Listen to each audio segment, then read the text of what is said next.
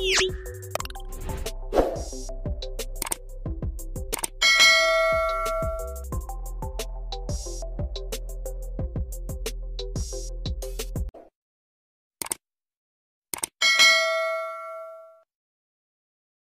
kedatangan tamu yang luar biasa dari Romo yang sekarang baru menyelesaikan studi di Vatikan.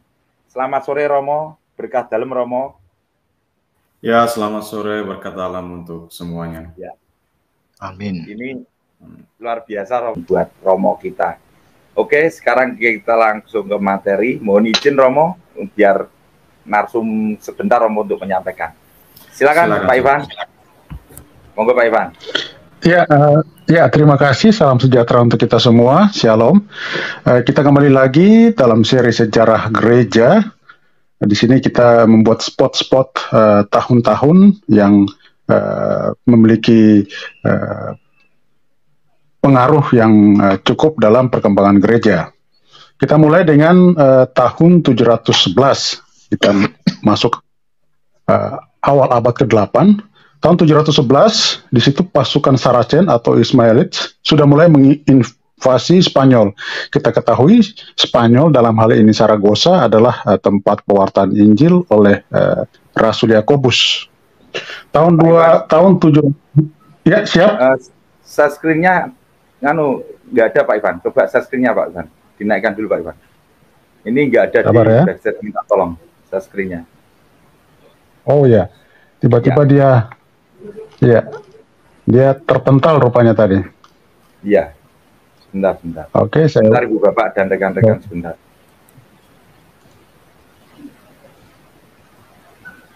Nah, kalau jaringan ini memang nggak bisa diolah-olah. Oke, siap. Kurang satu. Yang Indonesia Raya. Mungkin saya bisa bantu angkat Pak Damai, bikin ke saya bahannya di WA. Oke. Mungkin agak kencang di sini sinyalnya. Sebentar. Sudah. Masih belum kelihatan Pak Ivan. Oh, udah bisa. Monggo silakan. Nah, coba ya. Sudah. Ya. Oke, tahun 718, Santo Bonifacius, seorang warga Inggris, ditugaskan oleh Paus Gregorius II untuk menginjili bangsa Jerman. Tahun 726 ini, kemarin kita sudah singgung, ikonoklasme mulai pecah di Kekaisaran Timur Romawi. Dalam hal ini yang terlibat sangat frontal untuk melawan itu adalah Santo Yohanes Damaskus, ya. Dia melakukan pembelaan karena pengerusakan gambar-gambar itu terus berlanjut sampai tahun 843. Nah, di tahun 732, gerak maju kaum Saracen atau Ismailites, ini saya kasih dalam tanda kurung Muslim ya, karena menurut catatan Santo Yohanes Damaskus, pada waktu dia hidup, dia belum mengenal istilah Muslim, yang dia ketahui adalah Saracen atau Ismailites. Itu sudah mulai ke Eropa Barat, tetapi dihadang oleh Charles Martel di Poitiers, Prancis. Tahun 751, bangsa Lombardia menghapuskan Exarchat Ravenna secara efektif, sehingga mengenyahkan sisa kekuasaan Bizantium. Jadi Bizantium sudah tidak lagi di Eropa Barat, dia sudah terfokus di Eropa Timur. Tahun 756, para paus dianugerahi independensi pemerintah atas Roma oleh Raja Pepin, bangsa Frank. Di situ mulailah muncul atau lahir negara-negara kepausan yang sekarang kita kenal dengan Vatikan. Tahun 787, Konsili Ekumenis Nikea kedua yang menghentikan ataupun menyelesaikan persoalan ikonoklasme. Ini tahun 787, Konsili Ekumenes Nikea kedua yang dikenal juga dengan Konsili ke-7 Ekumenes. Selanjutnya tahun 793, ini bangsa Viking ya. Kita kenal bangsa Viking sudah mulai masuk dari Skandinavia menuju ke Eropa Barat, dalam hari ini dunia kekristenan. Nah, setelah itu kita masuk kepada tahapan yang dikatakan dengan kekaisaran Romawi Suci sampai dengan abad pertengahan. Tetapi kita kali ini hanya sampai di abad yang ke-13.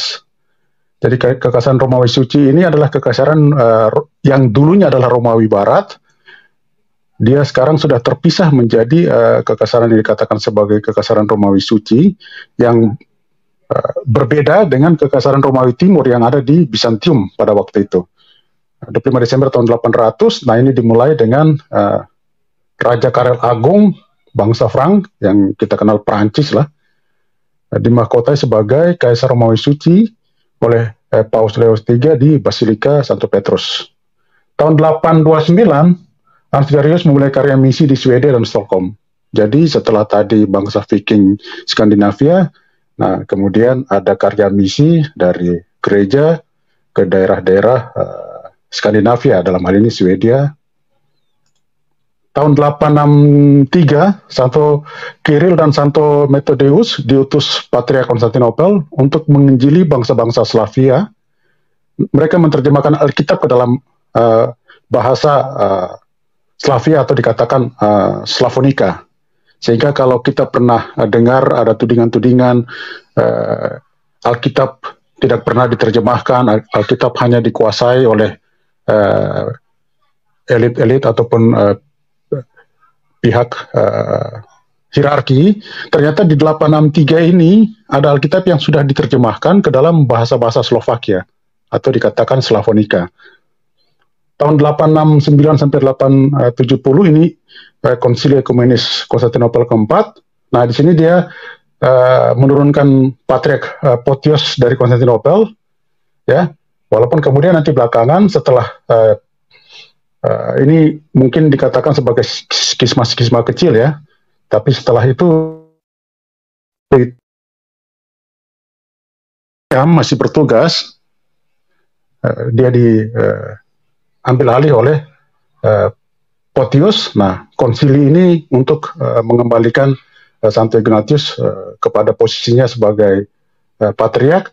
Nah, tetapi setelah Santo Ignatius meninggal, kepatriarkan kembali lagi kepada Photius. Dan sudah ada pemulihan kembali dengan kepausan. Jadi sebelum skisma besar ada juga ya riak-riak kecil terjadi antara Barat dan Timur. Oke, tahun 910 Biara Agung Benediktin di Cluny mulai pembaruan atau penyembajaan sistem monastik di Barat. Nah, mulai di situ biara-biara mulai menyebar, mulai menjamur di daratan-daratan hampir seluruh daratan Eropa ya, termasuk wilayah-wilayah terpencil di Eropa Barat. Tahun 988 Santo Vladimir Agung dibaptis, dia menjadi Adipati Agung Kiev pertama yang beragama Kristen. Ya, kemungkinan inilah menandai yang sekarang kita kenal dengan Ortodoks di Ukraina. Tahun 1000 sampai 1088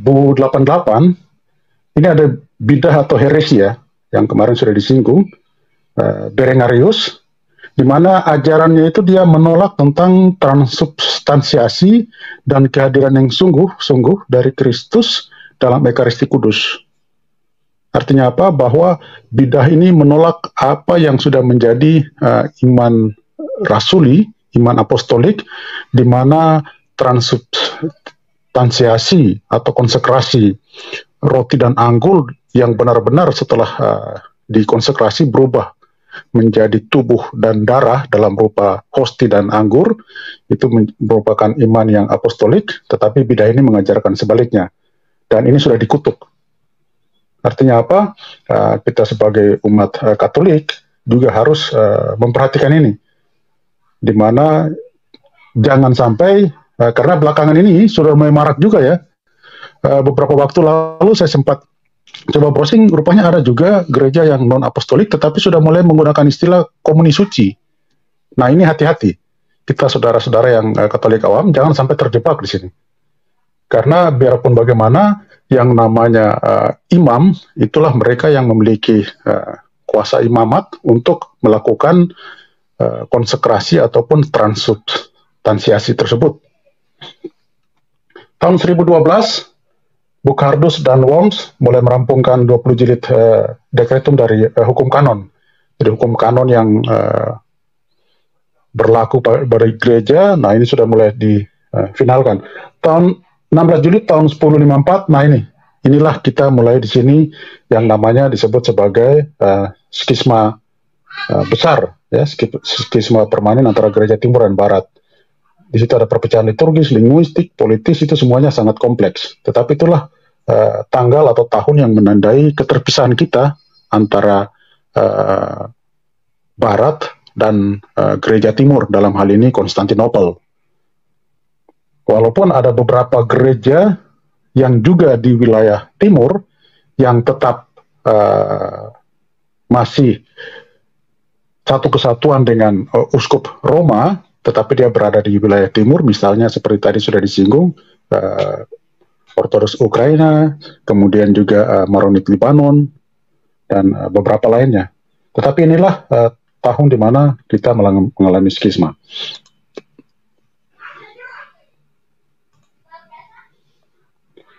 Oke, 27 November 1095, ya, Paus Urbanus II setelah menerima seorang utusan Kaisar Bizantium Alexius I dari Konstantinopel yang ingin mencari bantuan darurat untuk menghadapi ancaman bangsa Turki. Jadi Kesultanan Ottoman sudah mulai merangsek, mulai menyerang daerah timur, kekaisaran Romawi Timur, Bizantium, dan Kaisar meminta bantuan. Nah, pada konsili Clermont, disitulah Paus Urbanus mengajak para raja-raja untuk membantu Kaisar ini sehingga bisa melindungi para peziarah yang menuju ke Tanah Suci, karena selama ini karena kaum Saracen tadi mereka selalu mengganggu, dan seperti kalau kita lihat di awal-awal sebelumnya pada seri yang kemarin, Afrika Utara sudah jatuh, kemudian Spanyol sudah dikuasai, dan 1095 ini pergerakan Turki menuju ke Bizantium juga sudah mulai. Oke, tahun 1098 pendirian biara pembaruan di Setox yang mendorong pertumbuhan ordo Cistercian ini di sekitar wilayah Prancis, ya. Nah, setelah Clermont tadi dan tercetuslah yang dikatakan dengan Perang Salib tahun 1099, Yerusalem berhasil direbut oleh para pejuang salib dan oleh scholar dikatakan sebagai Perang Salib pertama. Oke, 1123 Konsili Ekumenes Lateran pertama.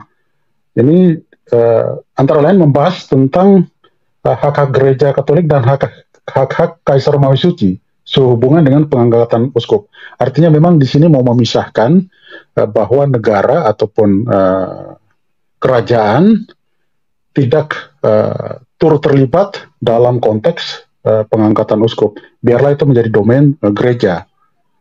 Nah, sekarang hal seperti ini juga lagi diperjuangkan oleh gereja sehubungan dengan keuskupan di Cina. Nah, mungkin nanti barangkali kita bisa minta masukan dari Romo, kira-kira seperti apa yang sempat terjadi antara negara Cina dengan Vatikan terkait dengan uskup-uskup atau penempatan ataupun pentahbisan uskup-uskup di negara RRC. Tahun 1139, Konsili Ekumenes Lateran kedua, nah ini sudah mulai hukum selibat sudah mulai diterapkan untuk ritus Latin, rohaniwan dinyatakan pernikahan dinyatakan tidak sah, kemudian juga sudah mulai diatur mengenai kostum ataupun pakaian. Nah, perlindungan juga terhadap para rohaniwan, sehingga mereka yang melakukan perbuatan kekerasan, masyarakat awam akan diberikan sanksi dengan ekskomunikasi. Nah, tentunya ini pasti ada latar belakang peristiwa-peristiwa sehingga perlu diputuskan dalam sebuah konsili yang bisa mengikat semua umat gereja. Tahun 1144, Basilika Santo Denis karya Abbot Suger adalah bangunan besar pertama yang dibangun dalam gaya arsitektur gotik. Ini hanya sekedar untuk memperlihatkan budaya yang seiring berkembang bersamaan dengan penyebaran Injil ataupun penyebaran gereja di berbagai wilayah. Tahun 1150, publikasi Decretum Graciani ini dikatakan membentuk semacam koleksi 6 teks hukum yang kemungkinan sekarang ini kita kenal dengan istilah hukum kanonik. Nah, di sini rupanya sudah difinalisasikan tahun 1150. 1179 Konsili Ekumenis Lateran ketiga. Nah, ini sudah mulai terlihat ya bahwa mereka yang berhak memiliki paus hanya para kardinal. Jadi sekarang kita sudah mulai tahu bahwa kardinal-kardinal itu minimal di sekitar tahun 1179 ini sudah dilembagakan. Nah, kalau kita lihat di konsili ini sudah didefinitifkan, kemungkinan praktek ini pasti jauh sebelum konsili ini sudah dibakukan. Kemudian ada anatema terhadap seorang namanya Simoni. Nah, terus kemudian di sini dikatakan melarang pengangkatan siapapun menjadi uskup sebelum usia 30 tahun. Jadi sudah mulai ada syarat-syarat tentang umur bagi seorang uskup. Jadi kalau tiba-tiba kita pernah dengar mungkin ada kesaksian-kesaksian yang marak di Indonesia, anak seorang kardinal, anak seorang uskup, nah itu barangkali mungkin perlu kita lihat juga karena di sini sudah ada syarat tertentu ya untuk seorang uskup. Tahun 1182 Gereja Maronit ini yang tadi sudah saya sebut, dia kembali menegaskan persekutuannya yang terputus dengan tahta suci. Mengapa? Karena Maronit ini dia berada di wilayah timur atau dia masuk dalam kalau kita katakan sebagai yurisdiksi ya Konstantinopel. 2 Oktober 1187, nah ini perang salib berikutnya, di mana pasukan Ayubi di bawah pimpinan Saladin yang merebut Yerusalem, pecahlah perang salib ketiga. Tanggal 8 Januari tahun 1198, Orazio de Conti disekli terpilih menjadi Paus Innocentius ketiga. Masa kepausannya dianggap sebagai puncak kekuasaan temporal dari kepausan. Jadi di sini memang sudah. Oke, 13 April 1204 penjarahan Konstantinopel. Nah, ini masih berbuntut dengan perang salib tadi. Jadi para pejuang salib 4 permulaan kekaisaran Latin di Konstantinopel. Jadi intrik politik, intrik perebutan kekuasaan mulai menunggangi yang tadi dikatakan pada Konsili Clermont untuk bertujuan membebaskan ataupun mengamankan para peziarah. Nah, dalam perjalanan ternyata ada yang menyelewengkan dan sebagainya. Tahun 1205, Santo Fransiskus dari Assisi menjadi seorang pertapa mendirikan Ordo Kerahiban Fransiskan. Jadi kita tahu ternyata Ordo Fransiskan itu mulai didirikan tahun 1205. 11 November 1215, Konsili Ekumenes Lateran keempat dibuka oleh Paus Innocentius III yang sudah kita lihat tadi. 30 November 1215, Konsili Ekumenes Lateran keempat ditutup oleh Paus Innocentius III. Ada sekitar 70 dekret disetujui. Salah satunya adalah definisi transubstansiasi. Tadi kita sudah lihat bahwa di tahun 1000 itu sudah ada heresi atau bidah yang menyelewengkan ataupun mengajarkan hal yang menyimpang, dan dalam konsili ini semakin diperkuat lagi tentang transubstansiasi, di mana roti dan anggur berubah menjadi tubuh dan darah Kristus dengan iman bahwa tubuh dan darah Kristus dalam rupa roti dan anggur. Nah, 1229 di sini mulai inkuisisi terbentuk sebagai tanggapan terhadap bidah Albigensians. Ini bisa nanti kita bahas tersendiri, bidah Albigensians. dalam konsili Toulouse. Nah, dari inkuisisi ini terhadap bidah ini disebutkan bahwa kurang lebih ada 1 orang daripada penganut ini yang dihukum bakar dan 12 lainnya dihukum seumur hidup. Tahun 1231, Akta Pendirian Universitas Paris dikeluarkan oleh Paus Gregorius IX.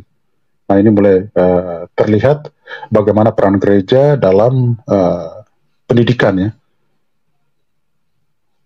1241, mangkatnya Ogadai Khan Agung bangsa Mongol, menghentikan gerak maju bangsa Mongol ke Eropa sesudah kemenangan yang mereka raih dengan mudah dalam pertempuran Lexnit, Polandia sekarang, dan pertemuan Mohi atau di Hungaria melawan serdadu Kristen.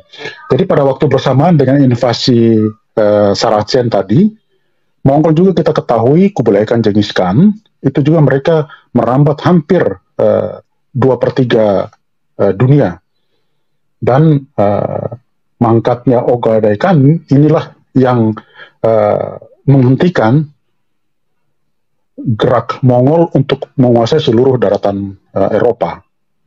Sementara mereka sudah menguasai sampai di timur Irak dan Iran atau Mesopotamia sudah mereka kuasai. Yang tersisa tinggal Eropa, dan dengan kematian Ogadai Khan ini secara tidak langsung menghalang gerak daripada agresi Kekaisaran Mongol pada waktu itu. 1245, Konsili Ekumenis Leon pertama memunculkan dan memecat Kaisar Frederick II, pengganti daripada Kaisar Frank yang pertama tadi. 1274, Konsili Ekumenis Leon kedua, Gereja Katolik dan Gereja Ortodoks bersatu kembali. Jadi ada persatuan ini. Jadi kalau kita lihat sudah skisma besar, tapi rupanya masih sempat juga mereka rujuk sedikit ini. Nah, di sini Ordo Fransiskan, Ordo Dominikan, kemudian ada perpuluhan untuk mendukung perang salib karena tetap perang salib masih berjalan. Nah, prosedur konklav, prosedur untuk pemilihan uskup Roma atau paus itu sudah mulai didefinitifkan. Prosedur konklav di tahun 1274. 1295, nah ini sudah mulai mendekati arah-arah penjelajahan samudra ini. Marco Polo tiba di kampung halamannya Venesia. 12 Februari 1300, Paus Bonifacius VIII mengeluarkan bula Antiquorum Fidaritio, pelayanan tahun suci, jubileum yang pertama kali tercatat. Jadi pelayanan tahun jubileum mulai tercatat dan diberlakukan secara definitif atau menjadi doktrin kurang lebih di tahun 1300 oleh Paus Bonifacius VIII dengan bula Antiquorum Fidaritio. 18 November 1302, Paus Bonifacius VIII mengeluarkan bula kepausan Unam Sanctam. Bula ini menyatakan di luar gereja tidak ada penyelamatan, atau yang biasa kita dengar istilah extra ecclesiam nullum salus.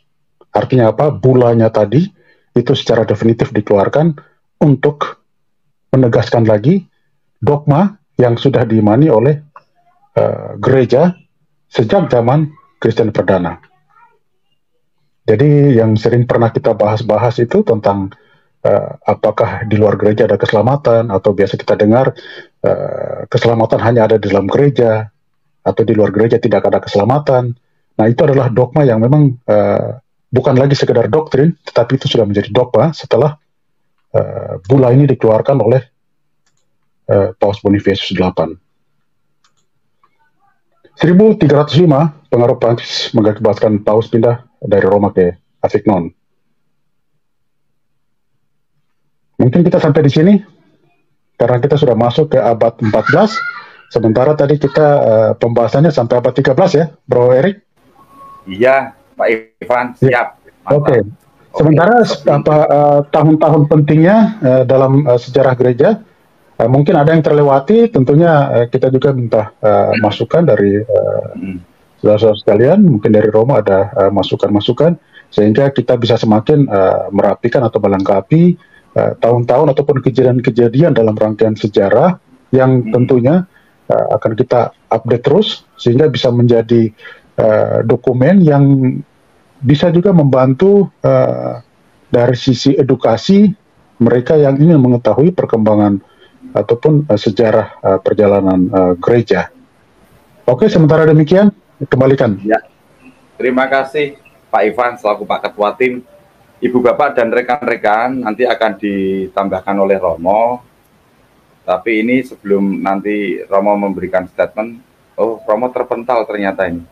Oke, saya berikan dulu untuk narsum kedua, yaitu Om Gea. Silakan Om Gea, berkah dalam.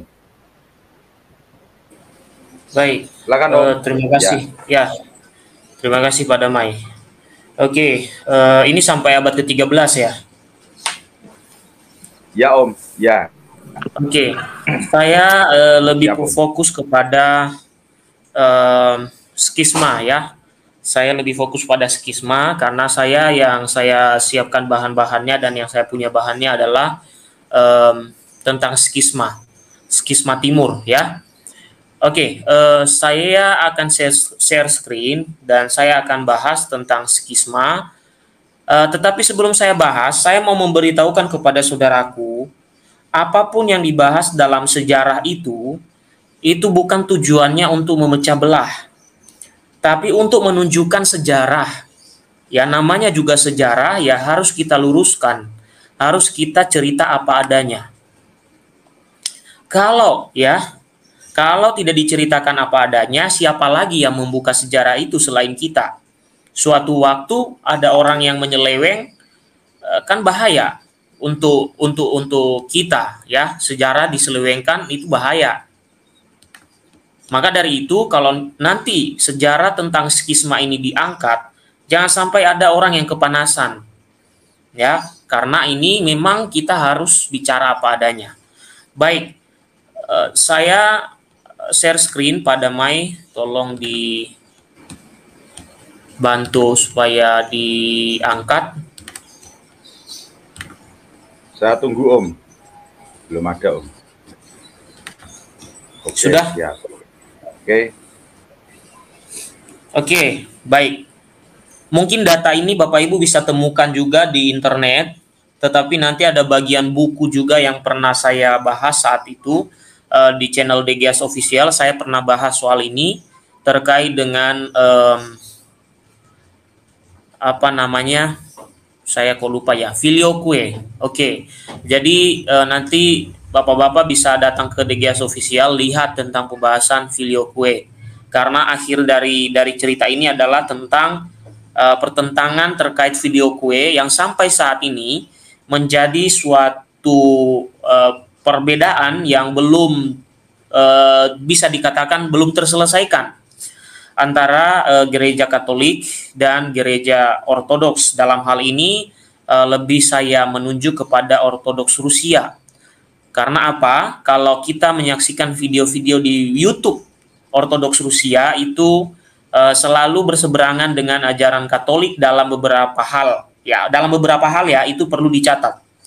Baik, kita akan coba melihat kejadian skisma itu seperti apa. Dan nanti saya akan tampilkan yang lebih singkatnya, ya. Oke, dikatakan di sini tahun 1054 terjadilah skisma timur yang mengakibatkan terpisahnya gereja timur dari gereja barat. Gereja timur yang kemudian dikenal dengan gereja timur ortodoks dipimpin oleh Mikhail Serularius, yaitu seorang patriark Konstantinopel. Sedangkan gereja barat yang tetap dikenal sebagai gereja Katolik itu dipimpin oleh Paus Leo ke-9. Walaupun skisma timur sering dihubungkan dengan dua nama yaitu Photius yaitu tahun 867 dan Mikhail Serularius tahun 1054. Namun sebenarnya skisma timur itu terjadi karena akumulasi keadaan yang kurang harmonis antara gereja timur dengan gereja barat selama berabad-abad.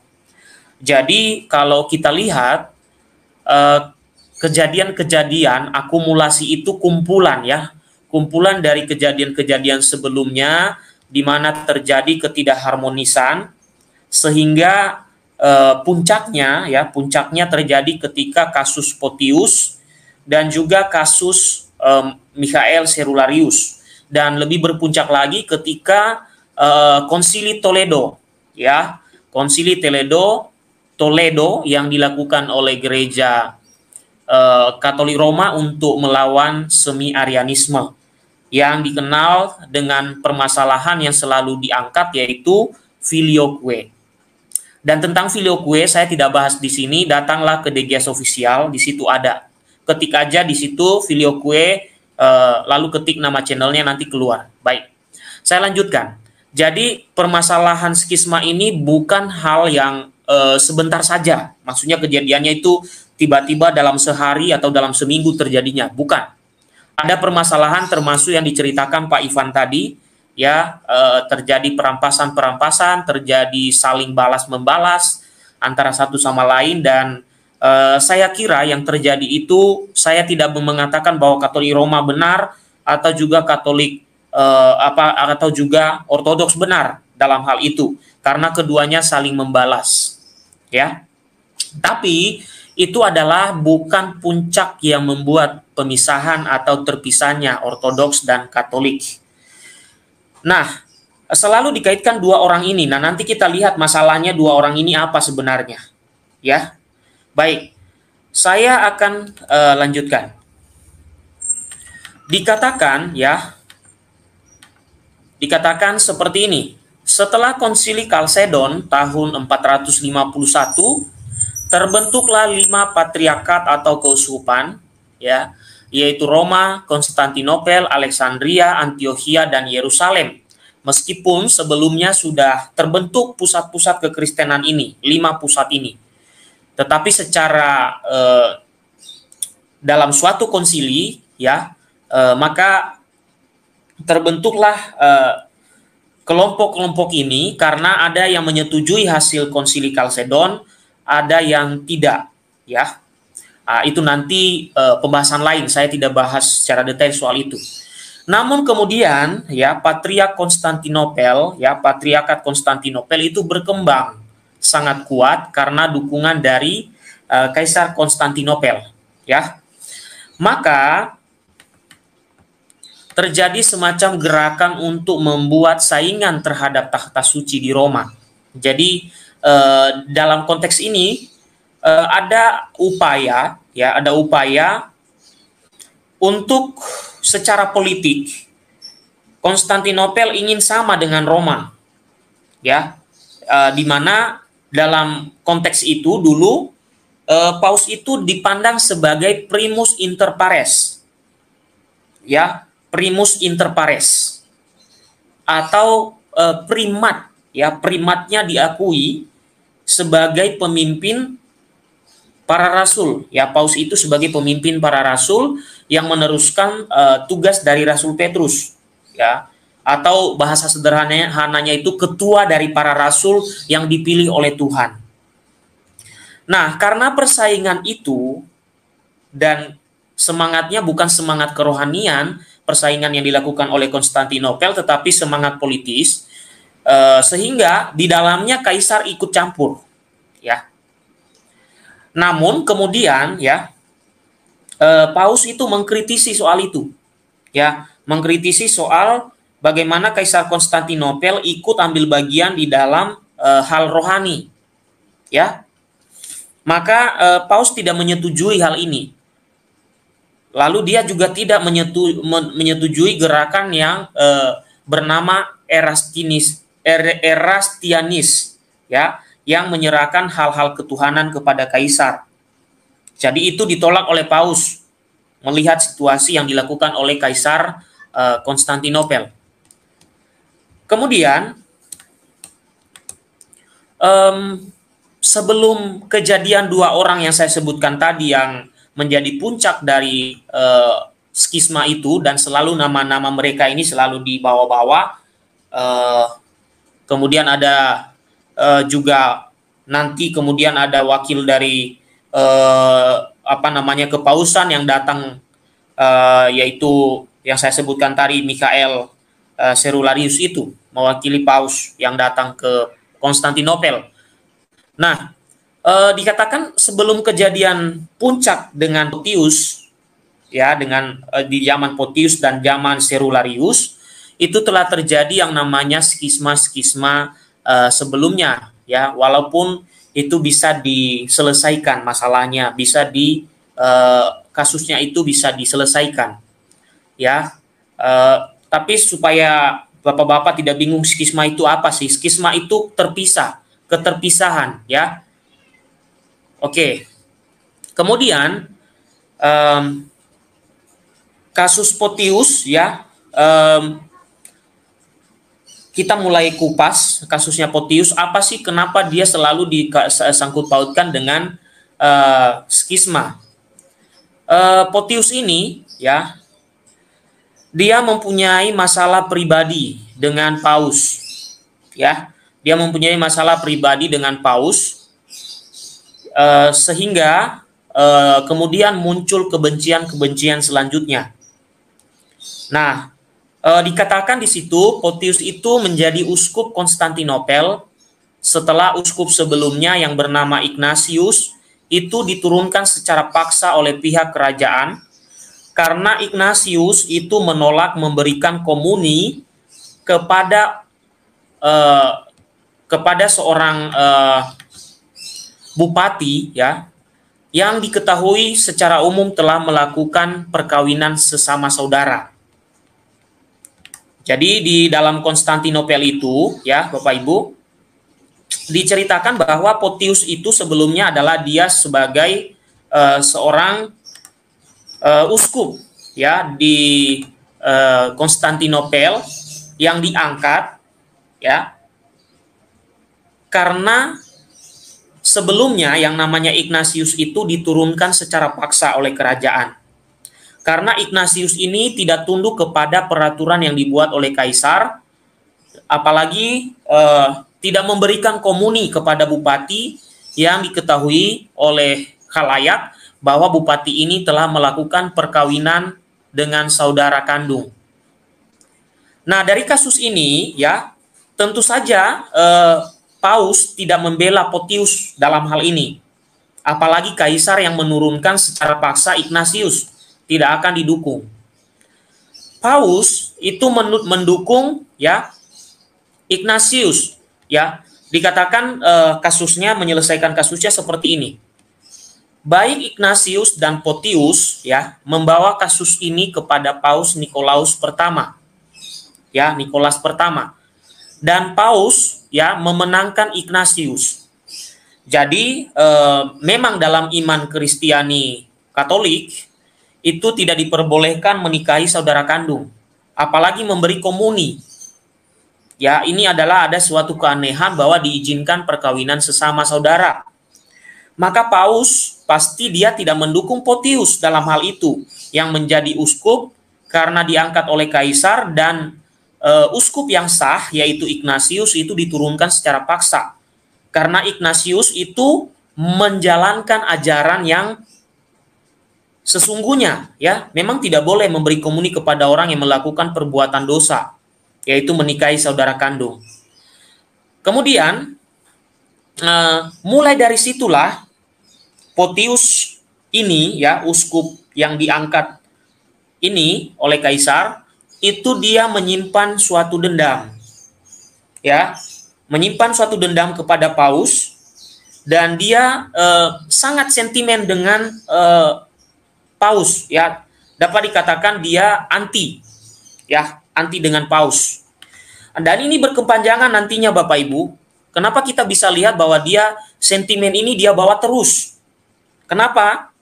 Kita bisa lihat nanti, ya, kejadian tadi kan Ignatius dan Photius ini kan zamannya agak sedikit berbeda, agak jauh, ya, tahun-tahunnya itu.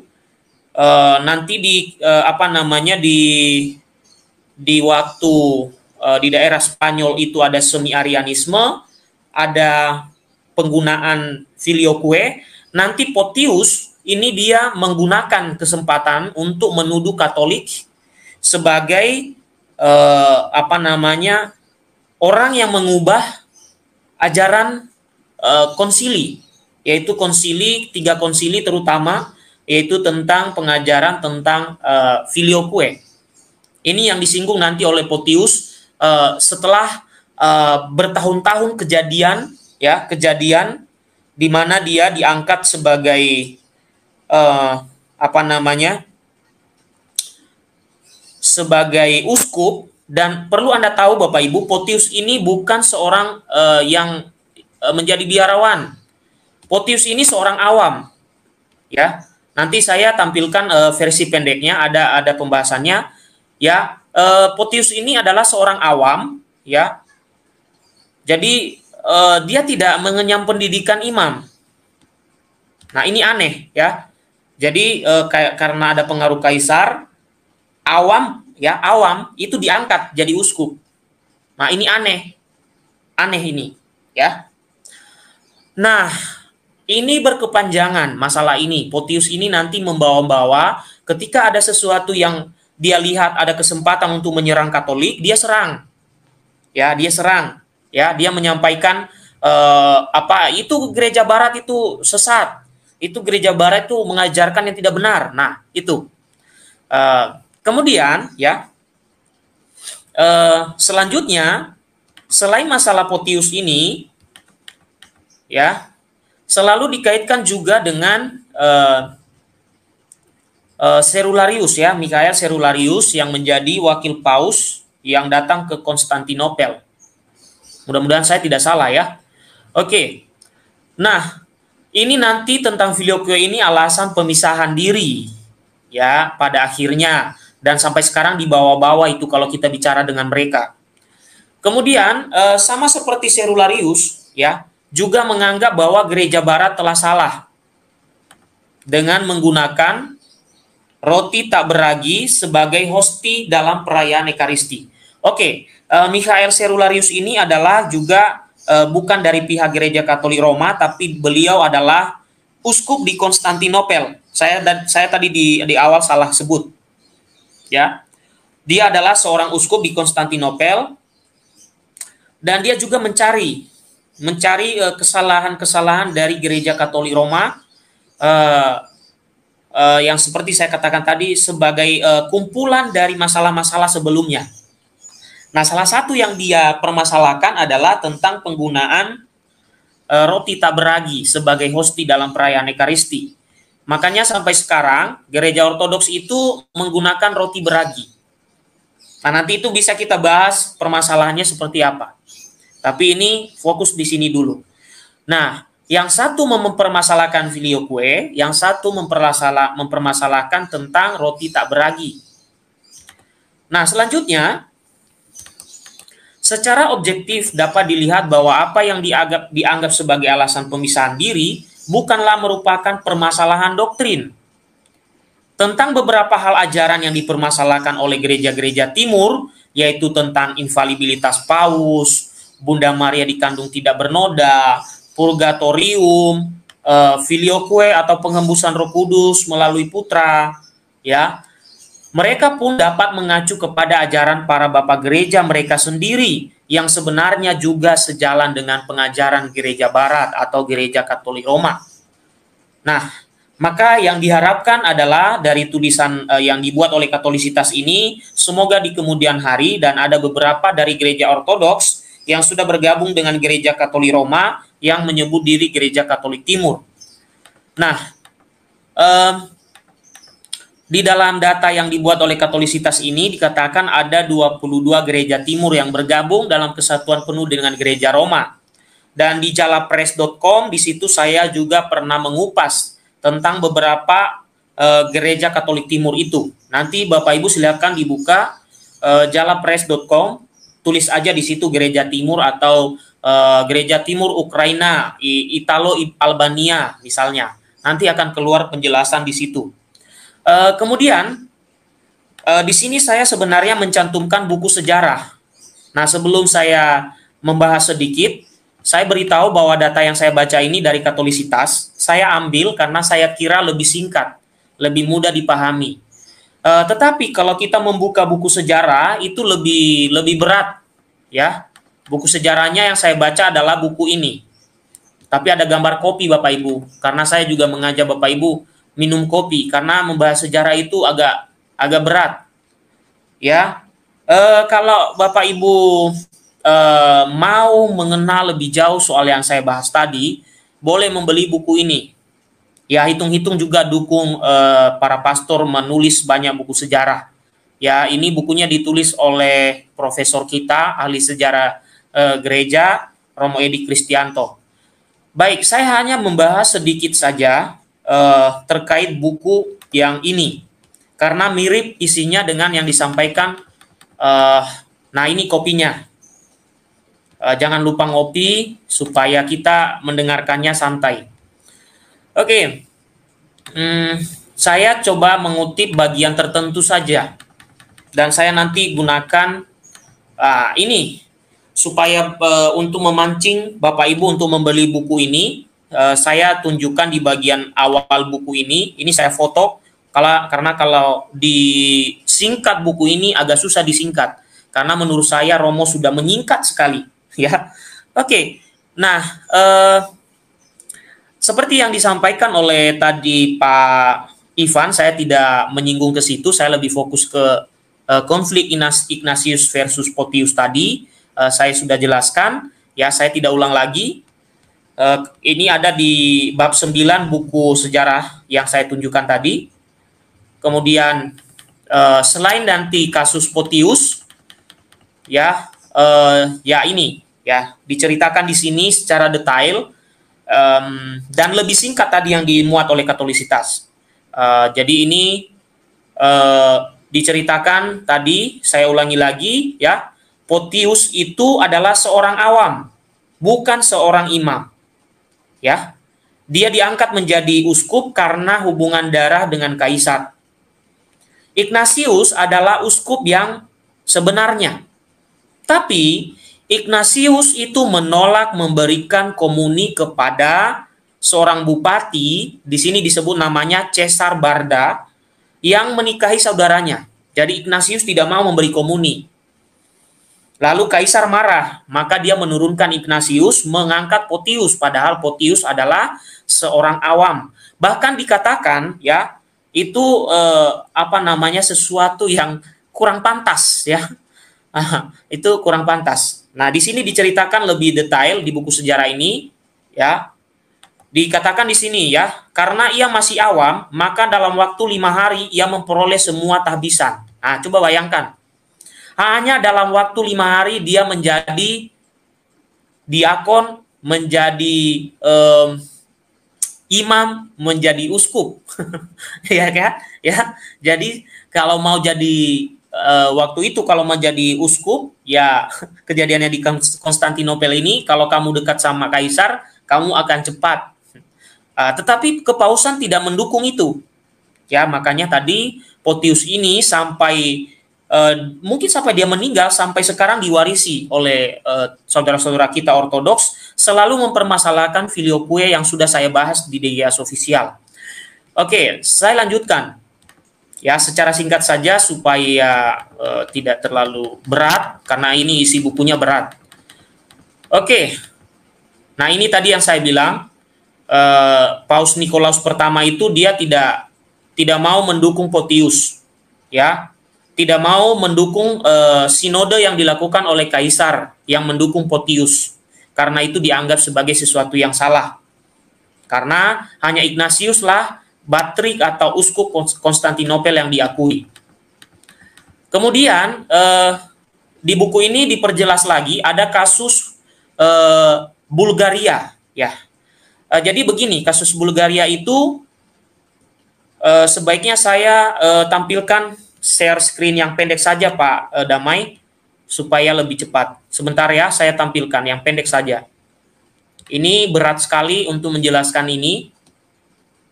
Oke, ini saya punya yang lebih pendek. Tolong diangkat Pak Damai.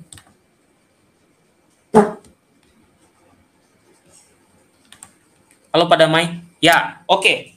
Ini lebih pendek Bapak Ibu ya. Jadi saya menggunakan ini saja karena buku tadi itu berat sekali bahasanya. Oke. Seperti yang saya sudah sebutkan tadi, masalah pertama itu adalah antara dua orang ini. Ya. Dan kejadiannya adalah Ignatius itu tidak memberikan komuni kepada seorang bupati ya, yang menikahi saudara kandungnya.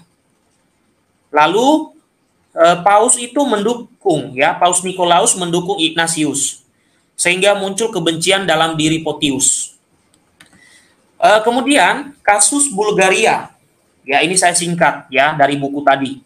Raja Boris, namanya Raja Boris ya, Raja Bulgaria meminta misionaris Barat itu datang ke Bulgaria. Hal ini membawa masalah karena Bulgaria saat itu adalah masuk atau misionarisnya dikuasai oleh misionaris dari Konstantinopel.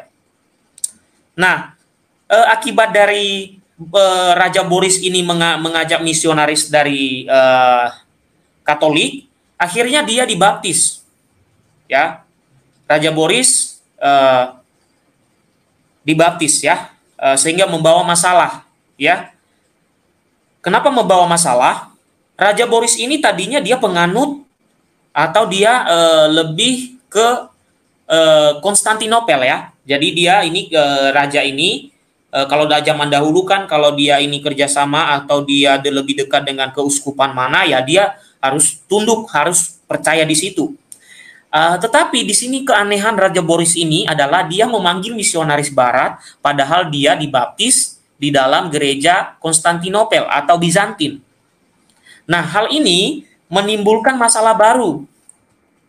Kenapa menimbulkan masalah baru? Misionaris dari Konstantinopel tidak mau kalau ada di situ ada ladang dari misionaris dari gereja Katolik. Ya, karena ada suatu saya agak lupa, ada suatu kesepakatan lah ya, kesepakatan bahwa jangan datang ke tempat misi, ya, misi yang sudah dikuasai oleh keuskupan tertentu, ya. Itu yang setahu saya. Kalau saya salah nanti mohon dikoreksi. Tetapi permasalahannya di sini misionaris dari Konstantinopel nggak suka mereka, maka itu membuat masalah. Oke? Masalah lain adalah yang terjadi dengan kaisar-kaisar yang berlindung di bawah Konstantinopel atau Bizantin, yaitu mereka melakukan poligami, ya, melakukan poligami. Nah, ini juga membawa masalah. Nah, masalahnya adalah ini, ya, mereka kaisar-kaisar ini, mereka, ya, baik itu Konstantinopel maupun gereja Katolik di Roma, itu tidak setuju yang namanya poligami. Tapi kaisar-kaisar ini mereka poligami. Dan karena itu Paus di Barat itu memberikan teguran, ya, memberikan teguran kepada kaisar-kaisar itu, yang isi suratnya itu mengatakan supaya mereka jangan poligami, itu tidak diajarkan dalam iman Kristiani. Nah, atas tanggapan dari Paus ini, ya, sampai saya belibet mulutnya, ya. Nah, karena tanggapan dari Paus ini, ya, Bapak Ibu, akhirnya pada zaman Raja Bulgaria yang bernama Leo Akrida, ya, itu dia mulai mulai tidak suka dengan kepausan, ya. Jadi tadi Raja Boris dan raja-raja lain itu kan zamannya selesai mereka. Lalu sekarang muncul raja yang namanya Leo Akrida. Nah, Raja Leo Akrida ini itu mengirim surat kepada Paus. Dan di dalam suratnya dia mengatakan bahwa Katolik itu setengah Yahudi dan setengah kafir. Nah, ini keras. Ini keras, saudaraku. Dan Leo Akrida ini dia berlindung di bawah Konstantinopel. Ya. Nah, karena surat ini, ya, surat yang dikirim ini oleh Leo Akrida ini yang disetujui oleh uskup Konstantinopel, jadi Leo Akrida ini membuat surat meminta persetujuan dari Konstantinopel, dan juga dari Konstantinopel itu merasa kepausan kok ikut campur mengatur kaisar-kaisar di bawah kami. Tapi seperti saya beritahu tadi, soal primus inter pares itu ada hubungannya. Kenapa kepausan mengurus soal ajaran itu? Yang namanya poligami itu tidak benar. Nah, akhirnya apa? Karena surat yang kasar itu, yang kasar dari Kaisar Bulgaria ini, lalu Paus mengutus, ya, mengutus Kardinal Humbertus, ya, mengutus Kardinal Humbertus. Nah, apa yang terjadi dengan setelah Humbertus diutus? Yang terjadi adalah seperti ini. Ya. Mereka saling menganatema. Ya. Saling menganatema. Ketika Humbertus sampai, langsung ya, Michael Cerularius langsung menganatema atau mengatakan bahwa Gereja Katolik adalah telah bidah, ya. Demikian juga Kaisar Humbertus, Kardinal Humbertus, ya, saling balas mereka. Oke, saling balas. Maka itu adalah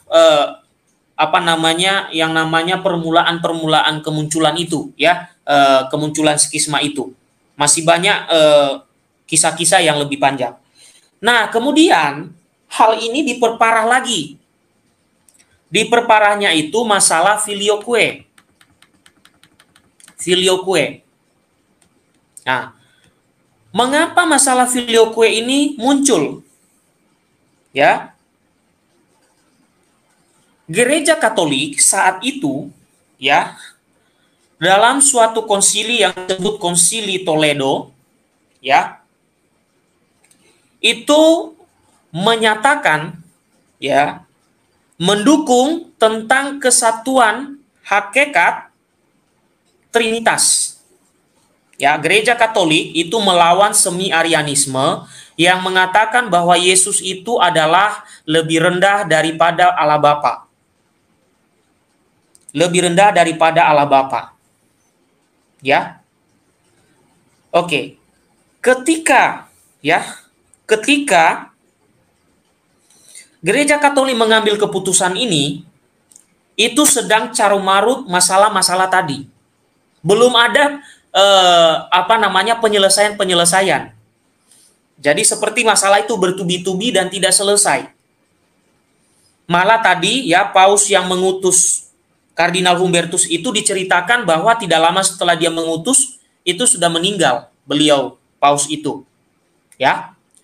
Nah, alasan Gereja Katolik menambah, ya, bukan menambah sebenarnya, tapi menegaskan tentang filioque adalah menggarisbawahi kenyataan bahwasannya hakikat atau substansia adalah satu-satunya kesatuan dalam Trinitas. Nah, bahasa sederhananya adalah menekankan hakikat Yesus yang setara dengan Bapa. Di dalam kitab suci dikatakan Yesus itu telah merendahkan diri dan menjadi seperti seorang hamba dan tidak memandang kesetaraan dengan Bapa itu sebagai sesuatu yang harus dipertahankan. Maka di situ bercerita tentang hakikat. Ya. Nah, dalam Konsili Toledo inilah Katolik melawan semi-arianisme itu, dan yang terjadi apa? Dari Konstantinopel mengatakan bahwa Katolik itu kenapa menambah-nambah rumusan iman Nikea, katanya. Nikea Konstantinopel. Itu yang mereka permasalahkan. Tetapi kalau kita melihat nantinya, ternyata tidak ditambah, tapi ditegaskan. Dikatakan alasannya adalah menekankan hakikat Yesus yang setara dengan Bapa, sehingga karena hakikat itu, maka Yesus itu dapat mencurahkan Roh Kudus. Di mana di dalam syahadat Nikea Konstantinopel itu dikatakan ia dilahirkan bukan dijadikan, sehakikat dengan Bapa. Kalau sehakikat dengan Bapa, berarti Yesus juga mempunyai hakikat yang sama, kekekalan yang sama. Ya. Maka sebenarnya tidak ada penambahan di situ, tapi penegasan. Baik melihat landasan kitab suci itu sesuai karena Yesus dikatakan setara dengan Bapa. Tetapi ini digoreng oleh ortodoks bahwa ini sesuatu yang dipermasalahkan.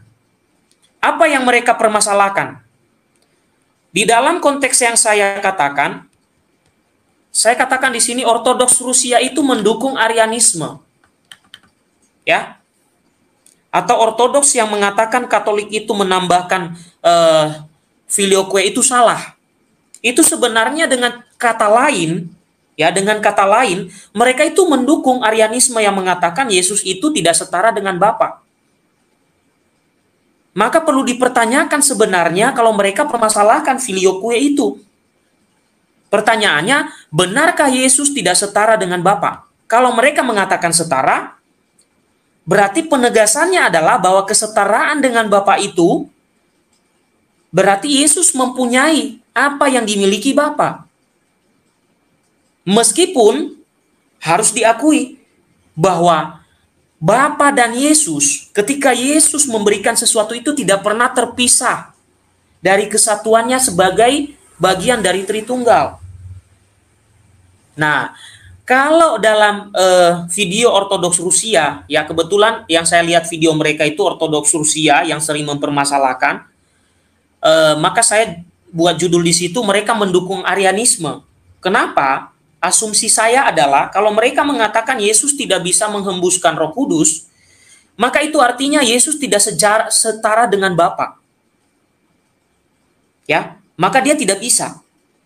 Tapi karena pengajaran dalam konsili justru mengatakan kesetaraan Yesus dengan Bapa, maka gereja Katolik yang dikatakan menambah filioque itu sebenarnya tidak ada yang ditambah, tetapi ditegaskan. Ya, masalah ada dan putra, ya ada kata dan putra di situ, itu bukan masalah besar. Karena apa? Itu mengungkapkan kesetaraan Bapa dan Yesus. Lah kitab suci dalam Filipi, ya 2 Filipi kalau tidak salah Bapak Ibu, dikatakan Yesus telah menjadi seperti hamba dan tidak memandang kesetaraan dengan Bapak Ibu, Bapa itu sebagai sesuatu yang perlu dipertahankan. Itu jelas. Ya. Nah, kalau ortodoks dalam konteks ini yang saya lihat video mereka adalah Rusia mengatakan bahwa Yesus tidak bisa menghembuskan Roh Kudus, makanya jangan pisahkan Yesus dengan Allah Bapa. Karena gereja Katolik tidak pernah memisahkan Tritunggal itu. Tidak pernah memisah-misah Bapa sendiri, Yesus sendiri, lalu dia menghembuskan sendiri, Roh Kudus sendiri. Itu tidak pernah dibuat oleh gereja Katolik. Tidak pernah. Yesus berbuat segala sesuatu dalam kesatuan dengan Allah Bapa dan Roh Kudus. Ya. Nah, di sini saya bilang, memang pendasaran dari ortodoks, mereka lebih suka beranggapan, ya, dari distingsi antara pribadi atau hipostasis, dan dari sini mereka melihat kesatuan esensial. Ini perbedaan kita. Sementara kita melihat substansia. Mereka melihat hipostasis, kita melihat substansia. Nah, apa gagal paham yang dilakukan terkait dengan filioque ini? Gagal pahamnya adalah ini. Jadi alasan gereja ortodoks itu mengatakan begini, Konsili Ekumenis telah melarang mengubah simbol iman, terutama Nikea Konstantinopel. Itu yang pertama, kata mereka. Jadi mereka menuduh Katolik itu telah menambah atau mengubah simbol iman. Tadi saya sudah katakan, tidak ada yang diubah, saudaraku. Ya, tidak ada yang diubah. Ya, justru ditegaskan bahwa Bapa itu setara dengan Yesus dalam hakikatnya. Kalau diubah, berarti mengikuti Arianisme tadi, mengatakan Yesus itu lebih rendah dari Bapa. Tapi tidak ada yang diubah, maka tuduhan gereja ortodoks di sini kurang tepat. Tidak ada yang diubah sama sekali. Dan tidak pernah gereja Katolik memisahkan Bapa, memisahkan Yesus, memisahkan Roh Kudus. Maka mereka masing-masing dengan sendiri-sendiri berbuat. Tidak pernah seperti itu maknanya. Tapi dalam kesatuan Tritunggal. Jadi tidak pernah gereja Katolik mengubah hasil konsili ekumenis. Yang ada ditegaskan kesetaraan. Karena pada waktu itu Arianisme itu mengatakan Yesus tidak setara dengan Bapa. Maka gugurlah tuduhan yang pertama ini. Yang kedua, terkait dengan Photius di sini. Ya, saya bilang tadi dia membawa lagi masalah-masalah ini karena memang sentimennya dulu sudah ada. Photius mengatakan filioque itu secara teologis itu lemah. Ya. Jadi Photius mengatakan secara teologis, ya, dalam bukunya ya, Photius ini menulis buku ya. Photius ini tadi hanya 5 hari mengikuti tahbisan menjadi uskup, dia seorang awam. Ya. Dalam bukunya The Spiritus Sancti Mystagogia, dia menulis di situ bahwa doktrin filioque itu lemah. Saudaraku, saya bisa mengatakan bahwa tentang filioque itu tidak lemah. Mengapa tidak lemah? Kitab suci mengatakannya. Contoh, ya, Yohanes 20 ayat 23. Yesus mengembuskan para rasul dengan Roh Kudus. Mohon jangan dipisah-pisah, jangan dikatakan oh itu dipisah dengan kesatuan Tritunggal. Enggak dipisah. Soalnya selama ini yang gagal paham itu memisah-misahkan itu. Kemudian yang selanjutnya bisa dilihat ya di dalam tadi yang saya katakan, di mana dikatakan bahwa Yesus tidak menganggap kesetaraan dengan Bapa itu sebagai sesuatu yang dipertahankan. Ya, tetapi dia menjadi seorang hamba. Ya. Bukan berarti kesetaraan Yesus itu dan Bapa itu hilang dengan ayat itu, tapi justru memperteguhkan. Jadi kalau dikatakan secara teologis filioque itu lemah, justru yang lemah itu yang mengatakan lemah kepada pemahaman filioque itu.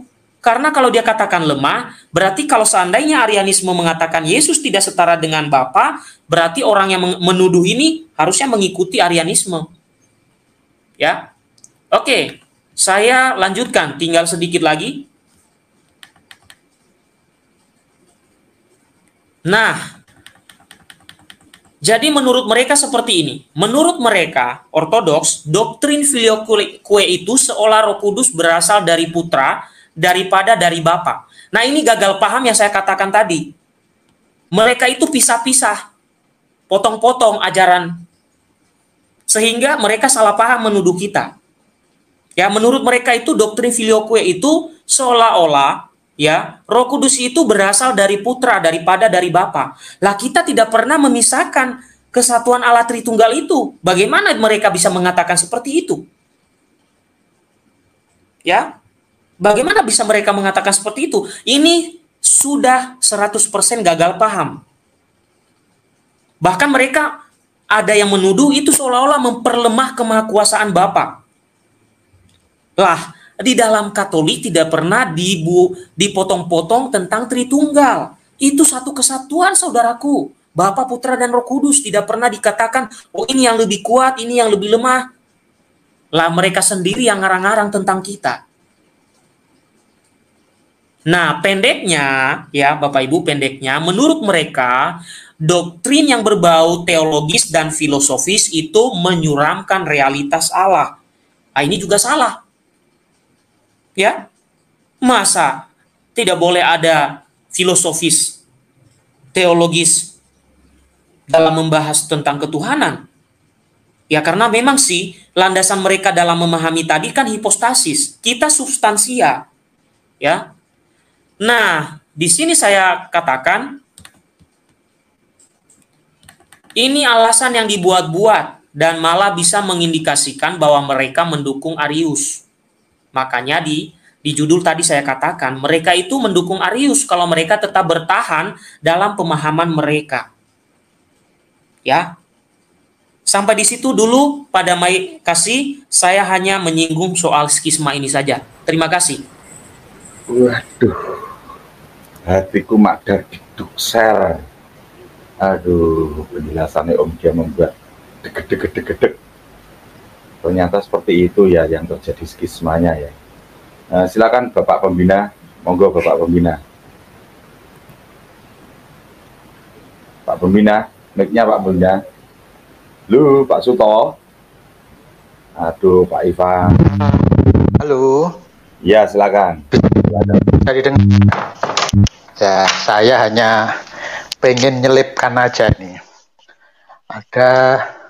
Karena untuk Katolik itu doa Salam Maria itu termasuk doa yang primer. Jadi di antara abad ke-7 sampai abad ke-12 itu ada yang krusial mengenai asal-usul doa Bunda Maria. Jadi di sini saya mendapat data bahwa doa Salam Maria itu asal-usulnya adalah dari tradisi suci, dan itu dijalankan sebagai doa syafaat antara abad kedua Masehi. Itu dijalankan oleh para umat Kristen Katolik awal. Nah, terus doa Salam Maria itu kan ada 3 bagian. Yang pertama, Salam Maria penuh rahmat dan seterusnya. Itu ada di dalam Injil Lukas 1:28. Yang bagian kedua, terpujilah engkau di antara wanita dan terpujilah buah tubuhmu, Yesus, dan itu ada pada Injil Lukas 1:42. Yang bagian ketiga, Santa Maria Bunda Allah, doakanlah kami yang berdosa ini sekarang dan waktu kami mati. Amin.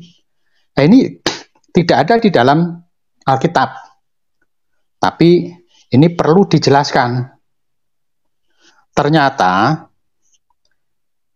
ketiga bagian itu, doa itu sudah dijalankan sampai abad ke-7, itu dijadikan menjadi doa persembahan di dalam gereja, yaitu pada abad ke-7 itu oleh Santo Gregorius telah dimasukkan ungkapan doa Salam Maria ini dalam Liber Antiponarius sebagai prasa dalam doa persembahan.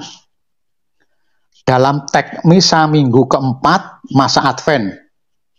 Seabad kemudian prasa Salam Maria ini tercatat sebagai bagian dalam tulisan pengajaran Santo Andreas dari Kreta dan Santo Yohanes Damaskus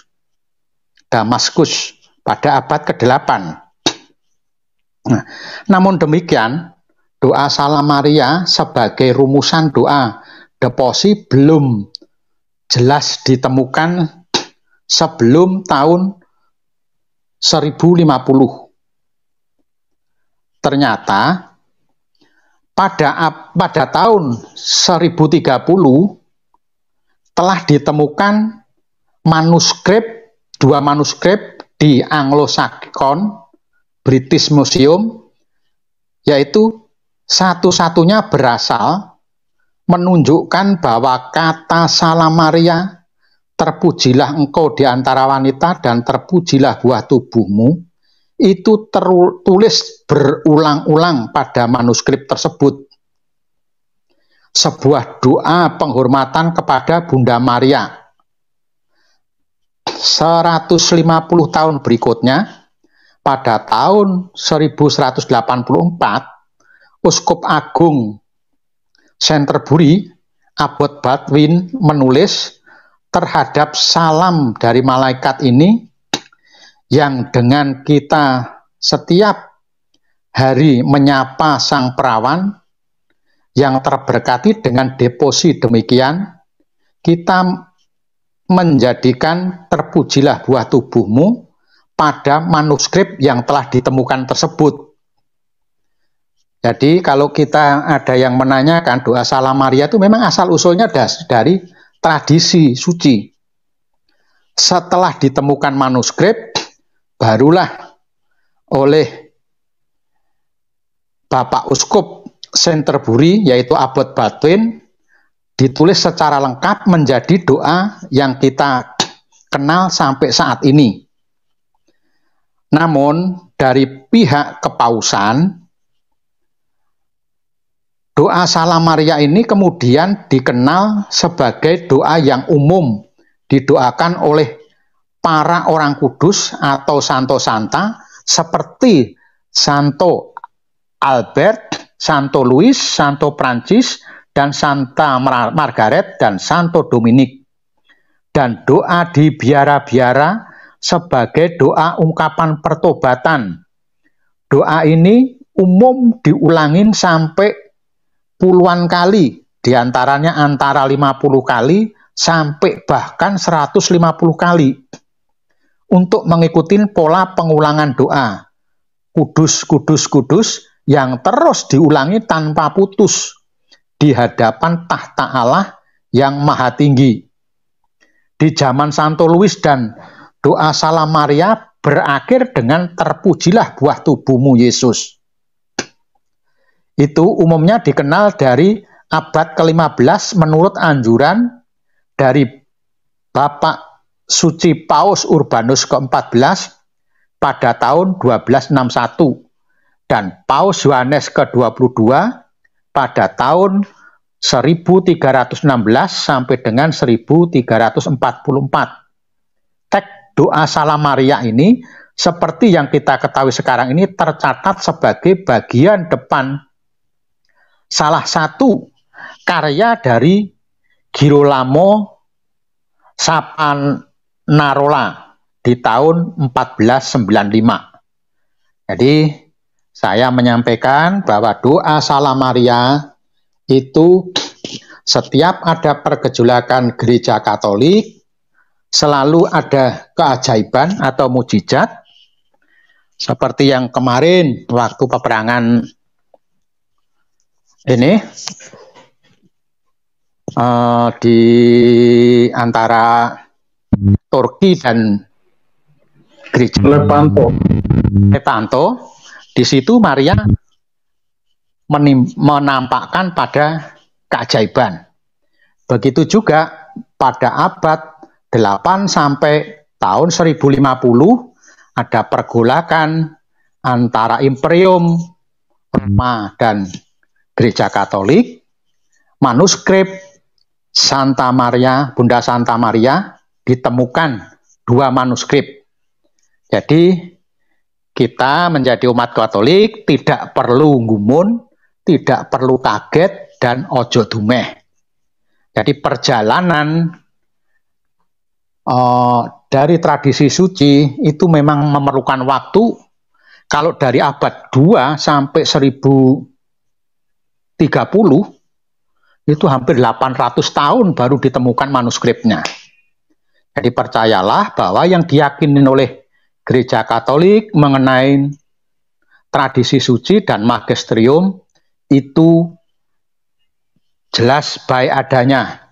Kalau ada yang menanyakan kenapa ada manuskrip-manuskrip, ada yang ditolak, karena manuskrip-manuskrip itu datangnya tidak sesuai dengan tradisi suci maupun magisterium gereja. Ada yang menanyakan kayak penemuan Injil-Injil Barnabas, Injil Santo Thomas, Injil Maria, dan sebagainya itu karena diteliti tidak sesuai di dalam tradisi-tradisinya, tidak tercatat di dalam gereja Roma Katolik maupun Ortodok. Jadi dari penambahan sisipan saya untuk doa Salam Maria, karena ini penemuannya di antara sejarah gereja yang fase keempat ini, jadi saya menambahkan ini saja. Kalau ada lebih dan kurangnya, saya mohon maaf. Saya hanya menyampaikan kepada para Katolik awam bahwa tradisi suci adalah benar adanya dan telah ditemukan. Untuk doa Salam Maria, manuskripnya sudah ditemukan pada tahun 1030. Sekian, berkat dalem sugeng dalu. Monggo. Terima kasih Pak Tuhan, Ustadznya berkat dalam. Tadi saya tergelitik dengan yang disampaikan Om dia berkaitan dengan skismanya seperti itu. Oke, membuat hati saya didukser, rekan-rekan. Ini saya berikan kepada Om Gea berkaitan Albigensian. Om Gea mungkin bisa ditampilkan, boleh ditanggapi Albigensia, dan saya juga mengundang untuk teman-teman yang di live chat itu sudah saya berikan link StreamYard-nya. Monggo silakan kalau naik Pak Damai, Pak Bro Ivan, saya belum menyiapkan untuk Albigensia ini. Kalau di channel saya yang saya bahas Donatisme sama Waldensia. Mungkin Pak Ivan saja ya yang Albigensia. Silakan Pak Ivan. Ya. Sebelum ke Pak Ivan, silakan teman-teman yang ingin bergabung di live room, bertanya berkaitan dengan sejarah, mungkin mengganjal, kita tanggapi. Silakan rekan-rekan, itu link StreamYard sudah saya bagikan ya. Silakan Pak Ivan, monggo Pak Ivan, Pak Ketua. Mic-nya. Mic. Halo. Ya. Oke, untuk yang Albigensians ya. Nah, ya.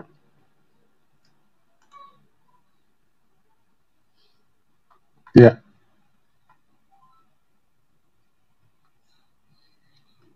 Ya, jadi Albigensians atau disebut Albigiosis atau Katarisme, ya. Mereka mengklaim diri juga sebagai Kristen, ya. Jadi kita harus hati-hati ya.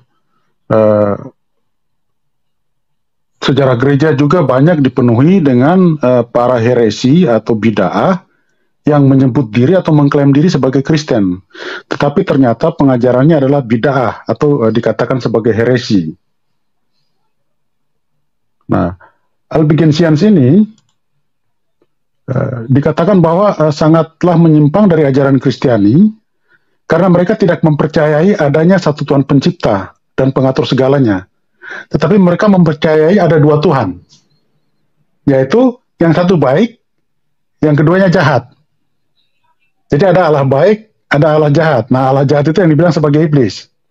Jadi sama-sama bertanggung jawab, ya. Aneh gitu loh, kalau ada Tuhan yang baik dan Tuhan itu baik. Jadi dikatakan dualistik. Jadi ada Allah baik, Allah jahat.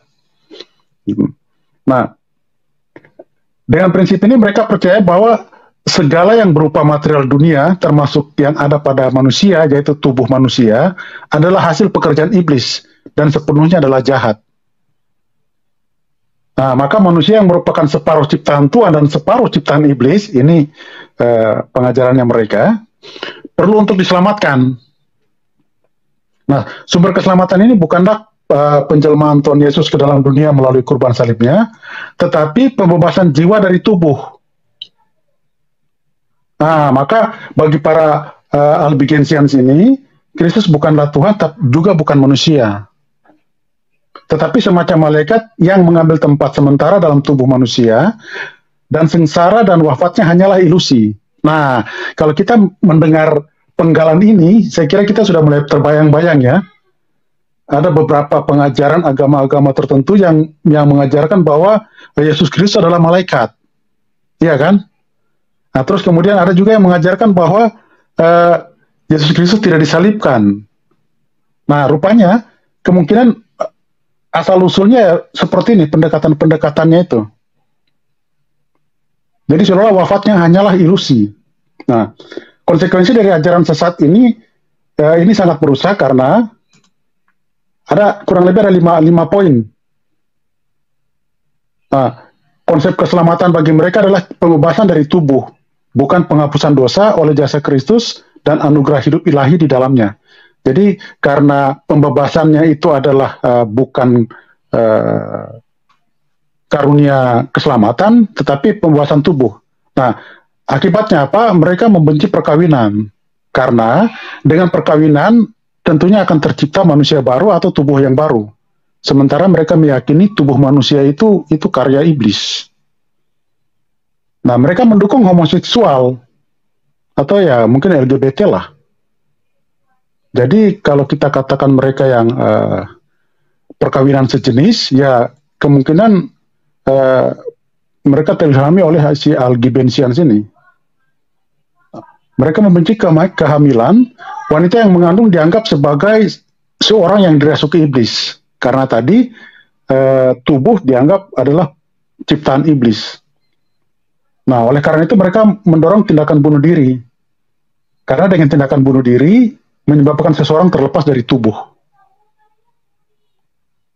Nah, praktek ini pernah terjadi di Amerika sekitar abad ke-20 ya, tahun 1900 berapa begitu. Satu jemaat, satu umat tertentu, mereka bunuh diri massal. Nah, sehingga berdasarkan ini, makanya tadi kemarin kita sudah memberikan warning kepada umat awam Katolik, jangan terjebak dengan istilah sesama pengikut Kristus. Tetapi kita lihat ajarannya seperti apa sih? Jangan-jangan ajarannya adalah ajaran yang mereka ajarkan misalnya seperti Albigensians ini.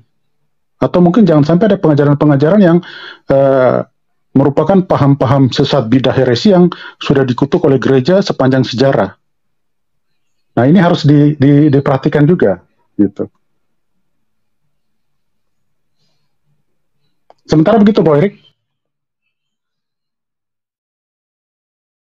Siap. Terima kasih, matur suwun Pak Ketua. Pak Ketua menyampaikan kok ada Tuhan yang baik, Tuhan yang jahat. Aduh, semakin hari kok semakin terbuka saya ini.